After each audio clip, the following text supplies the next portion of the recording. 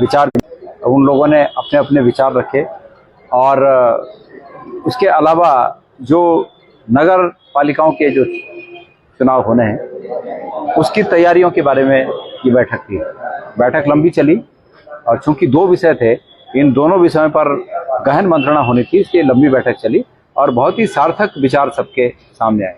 Sir, कुछ जिम्मेदारी, कुछ प्रभार दिए गए हैं इस दौरान में कि इस पर भी चर्चा हुई कि जैसे अब केदारनाथ के बारे में कितने सेक्टर बनाए जाएं, कितने हमारे मंडल वहाँ बने हैं, उन मंडलों में कौन कैसे होगा, क्या संभावित नाम कौन कौन से हो सकते हैं कि जो हर जगह कारगर हो, रीजनल वाइज क्या इम्पैक्ट होगा, अन्य अन्य तमाम तरह की जिन बातों से इलेक्शन प्रभावित होते हैं उन बातों का ध्यान रखते हुए कैसे हम किसको कहाँ डिप्यूट करें, इस पर गहन मंत्रणा। सर, बीजेपी में जिस तरीके से टिकटों को लेकर सिरकुटबल चल रहा है, आपको लगता है उसका फायदा मिलेगा आप लोगों को? मैं पहली बार एक ऐसे हिम्मत वाले साथी के मुंह से ये बात सुन रहा हूँ कि बीजेपी में सिरकुटबल चल रहा है। नहीं तो अमूमन लोग कांग्रेस में ही बोलते हैं, कांग्रेस में ये हो गया, कांग्रेस में हो गया।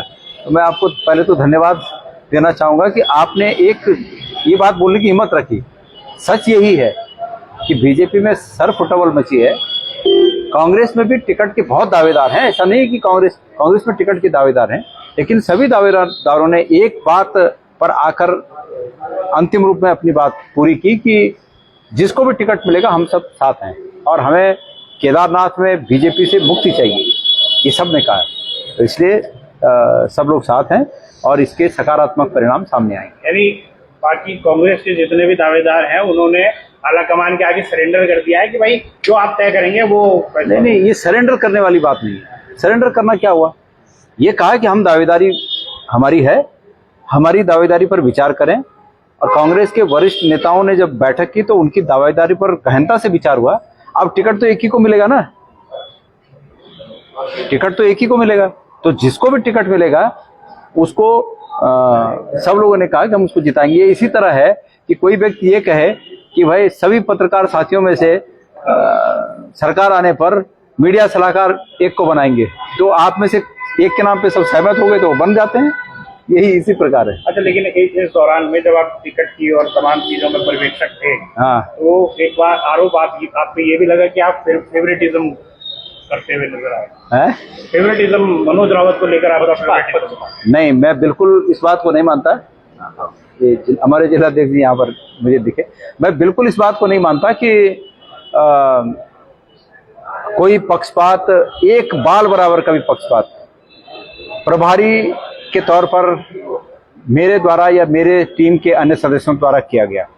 हमारी अपनी मंशा कुछ भी रही हो, लेकिन रिपोर्ट में हमने वही लिखा जो वहां पर हमने लोगों से पूछा, जो लोगों ने कहा। इसलिए जिस किसी व्यक्ति का भी ये कहना है वो जानकारी से, उनको जानकारी नहीं होगी या वो दावेदारी कर रहे होंगे लेकिन वो गए ही नहीं वहां, तो इसलिए किसी ने कह दिया, उन्होंने भी कह दिया होगा, इस तरह की बात होगी। बाकी इसमें कोई तथ्य नहीं। लेकिन आप पे एक आरोप ये भी लगा कि आपने प्रदेश अध्यक्ष को रिपोर्ट देने से जगह आप प्रभारी को देने पहुंचे। ये जिस व्यक्ति ने ये कहा, एक प्रेस विज्ञप्ति जारी हुई, जिस व्यक्ति ने ये कहा शायद उनको ये जानकारी नहीं थी कि ये पैनल नहीं है, ये रिपोर्ट है। ठीक है, और रिपोर्ट मैंने पहले भी कहा कि भाई रिपोर्ट तो जहां से नियुक्ति होती है उसी को रिपोर्ट दी जाती है। हमें कोई काम आप बताएंगे तो हम आप ही को तो उसको रिपोर्ट करेंगे कि और कहीं करेंगे। और सबसे बड़ी बात यह है कि मैंने रिपोर्ट क्या बीजेपी के नेताओं को दी? मेरा विवेक ये कहता था कि मुझे रिपोर्ट कहाँ देनी चाहिए, जहां मेरा विवेक कहता था मैंने वो कार्य पार्टी हित में किया। तो ऐसे लोगों जो इस और दूसरी बात, वो रिपोर्ट अंततोगत्ता कहाँ आई? कहाँ आई वो रिपोर्ट? हमारे प्रदेश अध्यक्ष जी के पास तो आई, वो रिपोर्ट प्रदेश अध्यक्ष जी के पास आई। तो चूंकि वो प्रदेश कांग्रेस की संपत्ति है तो प्रदेश अध्यक्ष जी के पास आनी है, लेकिन वो कहाँ से आई, इस पर किसी को अगर इस पर आपत्ति है तो ये उनके काम करने का तरीका अलग हो सकता है उस व्यक्ति का जिसने ये प्रेस विज्ञप्ति बनाई। तो ऐसे लोगों पर कार्रवाई होनी चाहिए? नहीं, ऐसा ये हमारी पार्टी के अंदर का मामला है।